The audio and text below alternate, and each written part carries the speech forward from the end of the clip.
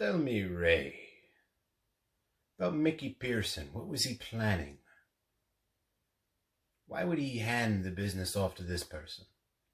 Oh, wait, is that a Bobby that actually keeps your legs warm while it also cooks your food?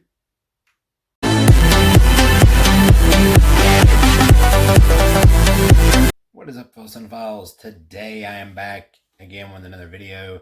And today, this time around, I'm going to be reviewing a different movie. This movie is directed by Guy Ritchie, starring Matthew McConaughey, Charlie Hunnam, and Colin Farrell, and Hugh Grant. So it's got a pretty stacked cast. This one is called The Gentleman. The Gentleman, it's a very complex story fully to explain, but basically Matthew McConaughey's character, he owns this pot empire in the England area, and at the time that the story is occurring, marijuana is illegal. So it's an illegal business empire that he is running, and he is attempting to try to sell out and retire out of the business and trying to find somebody to take it. That is your setup. That is your beginning of the story, and it's all about him trying to do that and the things that happen and the people who work for him or know of him that the events happen. And straight off the bat, the positives of the film definitely is Matthew McConaughey's performance. Definitely one of my favorite Matthew McConaughey performances that I've seen. But the real thing that surprised me was Charlie Hunnam in the film. I haven't seen much of him. I know he was in Sons of Anarchy. I haven't watched that show yet, but I watched him in the King Arthur film that was also made by Guy Ritchie, and he was decent.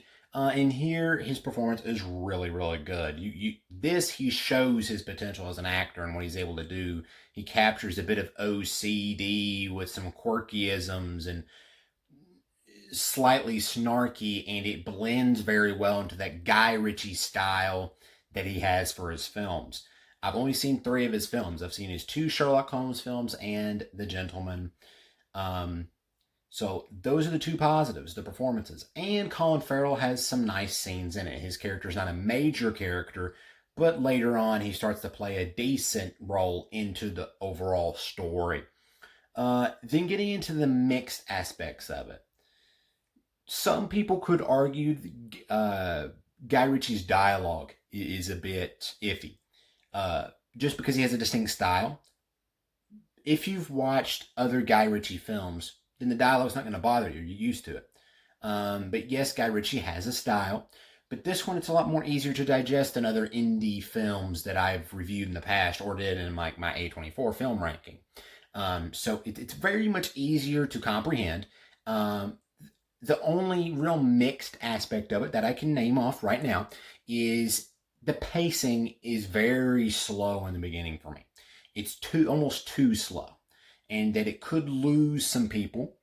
But if you power through that first half hour, as soon as that first half hour is over, everything cranks up little by little by little by little till at the end you're fully invested and you enjoyed it. So it's another one of those films that may be on rewatches that I'll, like a bit more, only because the pacing was a bit too slow for my liking in the beginning.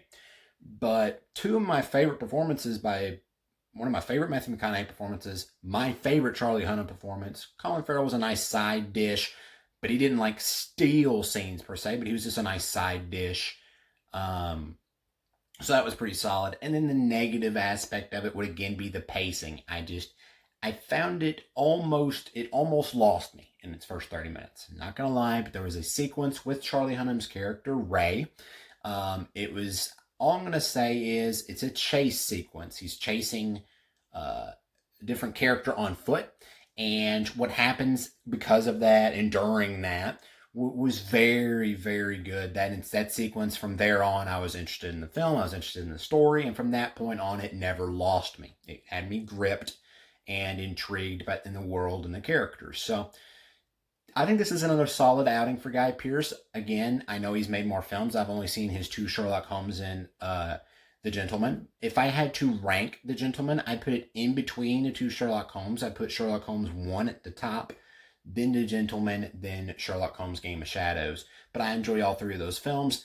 I obviously acknowledge that The Gentleman is a much better made film than Sherlock Holmes Game of Shadows. So if you've seen other Guy Ritchie films, then I think you're really going to enjoy The Gentleman, because you're going to know his style, and it's going to be not necessarily you're going to think you have to have an acquired taste. You're already going to be used to it. So Guy Ritchie, this is a film I recommend.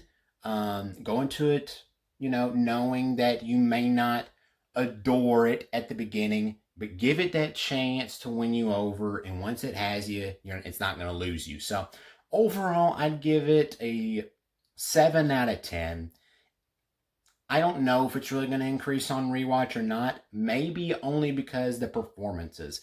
Matthew McConaughey, Charlie Hunnam, they were great in the movie. So maybe if I find, upon rewatches of that film that their performances are even better than I thought, maybe I'll bump it up to a 7.5 or an 8. But right now it stays at a 7 out of 10. Still recommend for people who like Guy Ritchie films and his style. So again, appreciate you all for watching. And if you like what you saw in this video and any other content, be sure to smash that like and subscribe button. Much appreciated.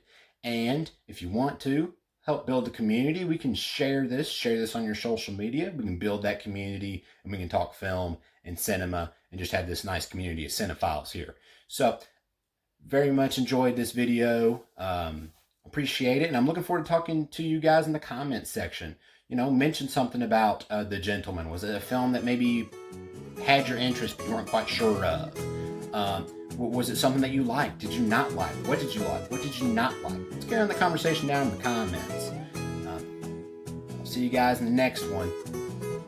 As I always say, watch a movie that you may not think you'll like at first, or a film that maybe flew under your radar, or maybe even a movie that maybe was a bit divisive. We all have our different opinions, and I'm sure you're going to find your fair share of unpopular opinions.